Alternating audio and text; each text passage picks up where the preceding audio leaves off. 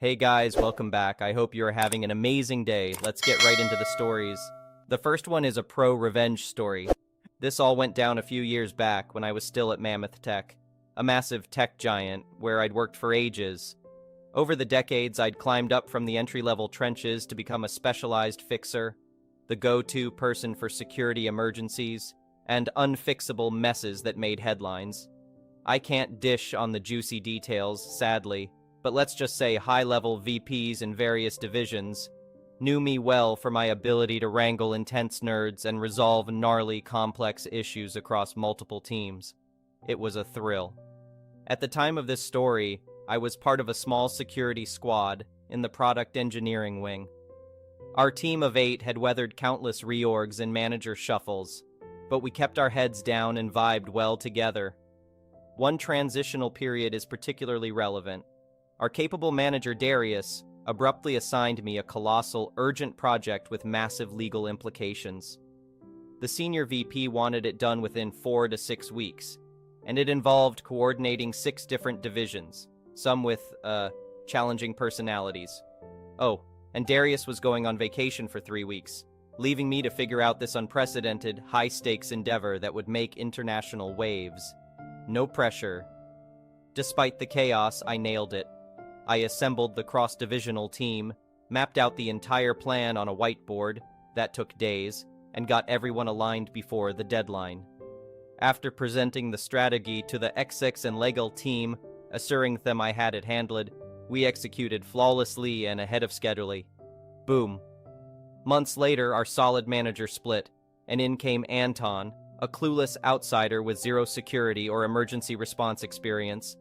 He was the quintessential inept middle manager, self-important, dismissive, cared more about appearances than substance, and micromanaged things he didn't grasp, making everything exponentially worse. One of Anton's absurd quirks? He didn't want us correcting each other in front of others, even when plans changed constantly, as they do in product dev. We'd leave meetings with inaccurate info that derailed schedules and resources. Madness. Soon after his arrival, Anton grew openly hostile toward me, and only me. While he didn't comprehend my role, he was certain I wasn't doing it correctly, and berated me in front of others. My bemused colleagues asked what was going on. I had no clue either. Here's the thing. I was the sole woman on the team and had a disability. While I'd endured my share of old boys club antics in tech over the years, I didn't cry discrimination lightly. But Anton's hostility reeked of sexism and ableism. For instance, I was one of the few with a private office due to my seniority and disability, while the rest of the team suffered in an open bullpen, a setup everyone loathed. Anton threw a tantrum that I, a lowly subordinate, and a woman no less, got an office while he didn't. He seemed less bothered when men with tenure got offices, just me. His fragile ego couldn't stand a door-having woman outranking him. Then there were his snide remarks, like reprimanding me for my bad attitude in a meeting where I'd stayed silent per his orders. When I asked how I'd had an attitude without speaking, he sneered, "I didn't like the look on your face." Okay, dude. Once I realized I could never appease this guy, I documented his bias with HR, knowing full well they'd be useless.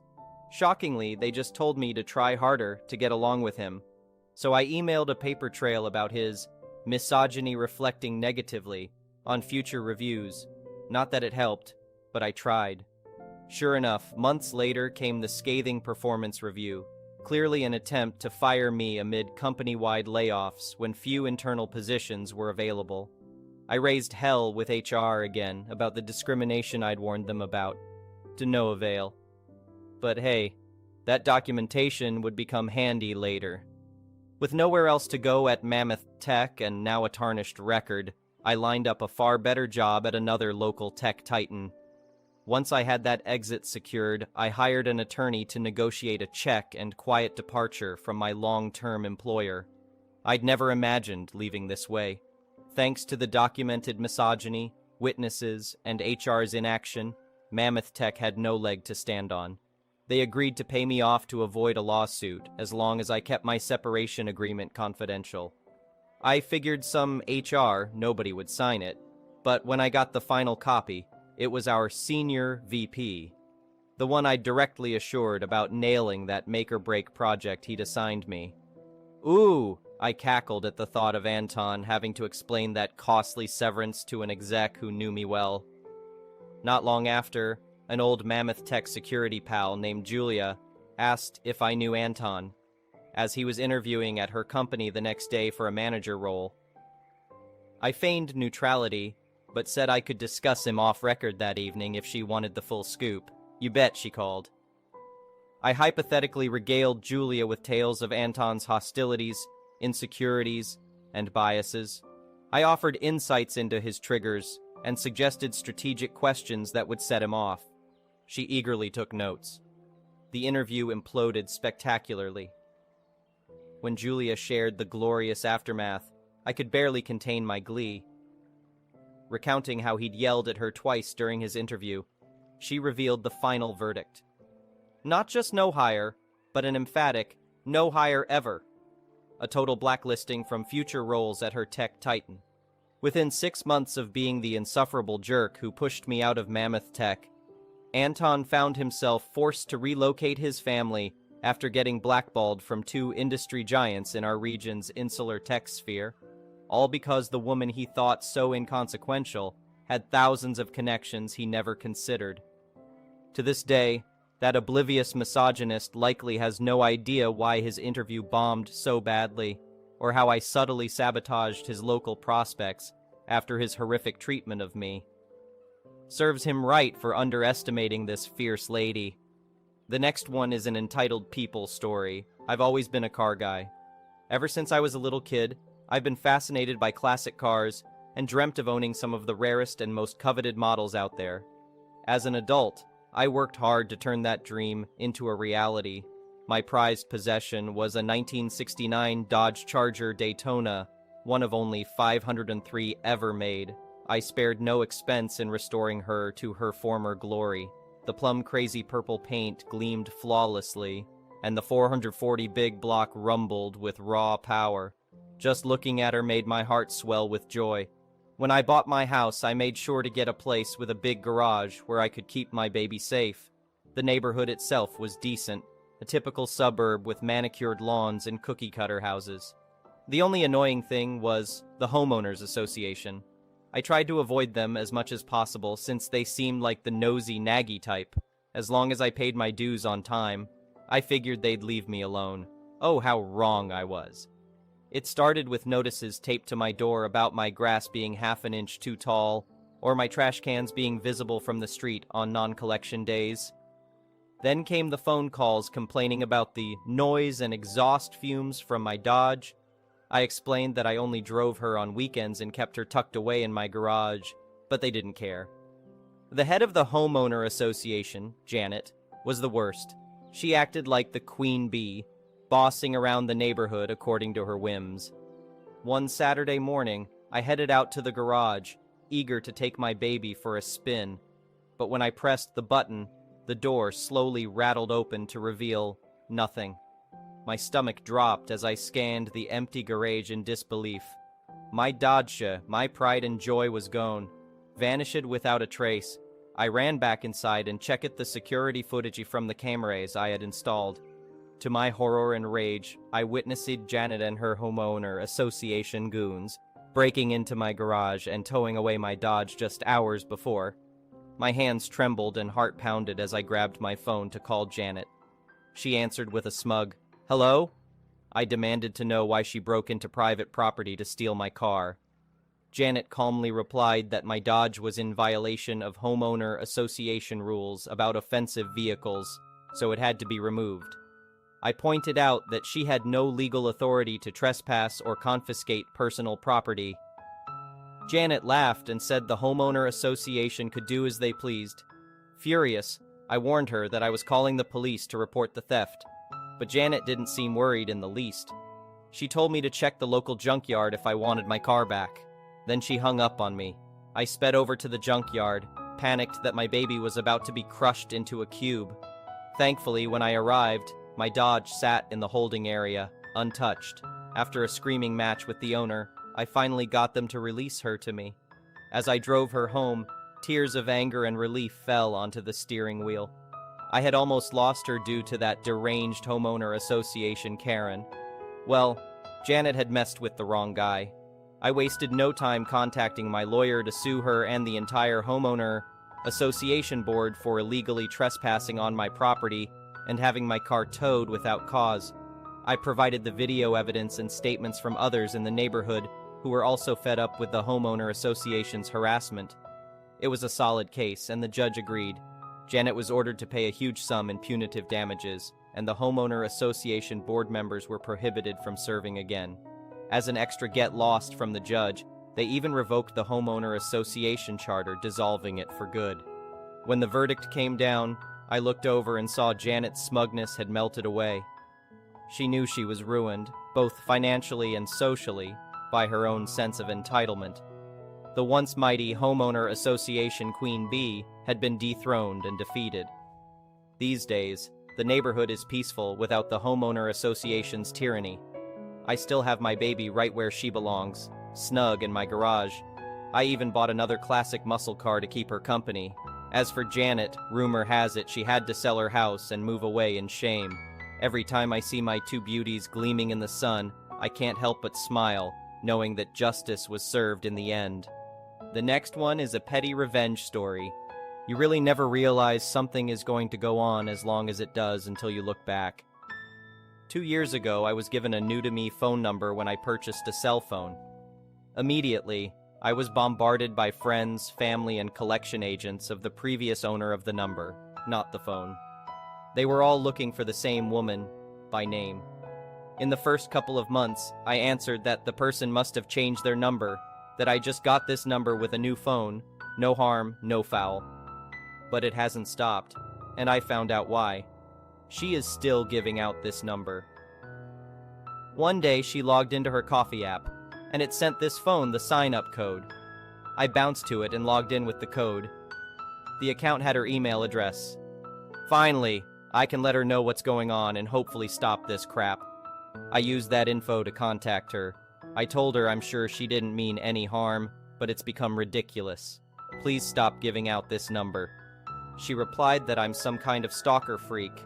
I replied that if she continues to give out my number, I will cancel every appointment that comes across and tell family she died and tell creditors where to find her. She blocked my email. I figured all is well if she stops. She didn't. Okay, bet.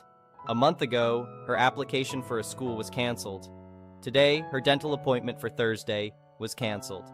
Stop sending your crap to my number. I plan to finally change this number when I get a personal issue resolved. But honestly, I'm low-key enjoying this. And she's still giving out the number, so... The next one is a malicious compliance story. Many moons ago, I spent my youth in the army. I worked in comms and spent some excellent years doing dumb stuff with some of the best guys and girls you could ever meet. One of those years of my misspent youth, I was deployed to a hot and sandy location. This length of deployment was unusual for me, as most deployments in the British Army are 6 months. The extra time was due to us being one of the first units deployed, and after supporting the initial deployment, they requested volunteers to remain and support and train some of the relieving units and newly deployed logistics headquarters, HQ. At this stage in my career, I had been lucky enough to jump from deployment to deployment, and I was loving the extra money that gave me, so I happily volunteered to stay. I was tasked with supporting one of the logistics HQs. I'd run that detachment earlier in the deployment and was happy to return, as it was far away from the main HQ and all the bored adults and seniors that the HQ brings. Think sweeping the desert, that kind of thing. Our little detachment was an oasis in a sea of nonsense. It was just 6 guys and girls with me as the detachment commander. I was a corporal, CPL full screw at the time. The isolated nature of our det meant that anyone sent there had to be able to operate independently, be very adaptable, and open to improvising to support where required. Our main unit also liked to send us their troublemakers, but due to the nature of the det, they could only send us people who could do their role also. So, I ended up with all the best and most interesting scum of my unit, and it was amazing. For any Yanks reading, it would have been an E4 Mafia paradise. Within weeks, we had a patio and rock garden set up. We had a BBQ pit, shower area, gym. We'd sorted a deal with the local civilian contractors for us to receive beer in exchange for our help in vehicle and generator servicing. The best part was due to us being a comms det, it was restricted entry to our area, so we were free from any surprise visits. Now that I've set out the backstory, I'll get onto the malicious compliance. The HQ we were supporting was regularly rotating its senior non-commissioned officers, SNCO, and officers from the deployment. They'd do the minimum time to qualify for a medal, and they'd get replaced with someone new. It was a lousy practice that eventually got shut down, but not until much later, deployments. We were fairly used to this by now, and the only overhead we had was creating new accounts for the seniors. The guys who actually did the work, my peer group in the HQ, stayed the same mostly. This latest rotation saw the old regimental quartermaster sergeant, RQMS, being replaced by a newly promoted RQMS. This new guy was a jerk, full of his own self-importance. He hated that we had a little island of nonsense-free tranquility within his eyesight. I'd see him pacing outside our fence line when he first arrived, unable to comprehend that he wasn't allowed to just walk in. By this point, I had been in this location for about 6 months, and I was thoroughly past the point of giving any care. The RQMMS hated that he had to deal with me, a lowly full screw as OC of the det, and myself and the crew of reprobates were out of his chain of command. One day, he absolutely lost his mind because we were BBQing half a goat and had invited a few of his guys to join us after work for some beers and delicious goat wraps. By this stage, we'd used Hessian to fence off our BBQ and bar area so that we could obscure it from prying eyes.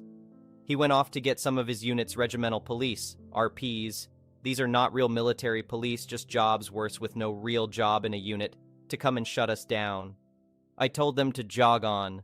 They weren't getting in my det, and I don't care who sent them. Apparently, the next day, he was apoplectic. The guys who worked with him warned us he was determined to bring my det to heel. His solution was removing our welfare package that we were issued through his department as a favor from his guys for some services that we were providing. It consisted of a small fridge, TV, and British Forces Broadcasting Service TV decoder, BFBS box. The conversation went roughly as follows. RQMS, Corporal Tosspot. It appears that there has been a paperwork error, and you have been given one of my welfare packages by mistake. Me. Okay, sir. I'd be happy to fill that in. Shall I drop by your office? RQMS. You can drop by my office and bring the package, but you won't be filling in any paperwork, Corporal. You may have wrangled the last RQ, but as far as I'm concerned, you lot can do one if you think you're getting that welfare package back off me. And if there's anything else that I find that isn't 100% correct, paperwork-wise, then I'll be shutting that right down. You may not be mine, and I may not be able to enter your little compound, but I'm going to have you, son. Every resupply demand, every transport request, better be completed correctly. I'm going to make your lives hell with paperwork and admin. Cue malicious compliance. Me. I'm sorry to hear that, sir. I'm sorry you feel the service that we provide isn't good enough. The old RQMS was very happy with the services that he was getting from us, and he sent over the spare welfare package as a thank you. Are you sure that it's paperwork that's the issue here? Are you not happy with phones and the internet? RQMS. Corporal, I have no complaints regarding the comms. You just need to complete the correct paperwork and have it authorized by me. At this point, it is clear that he is never going to authorize the return of the welfare package and is very smug about it. Me? Okay, sir. You're of course correct. Paperwork is essential. RQMS, are you giving me attitude, Corporal? Me. Not at all, sir. Just agreeing with you.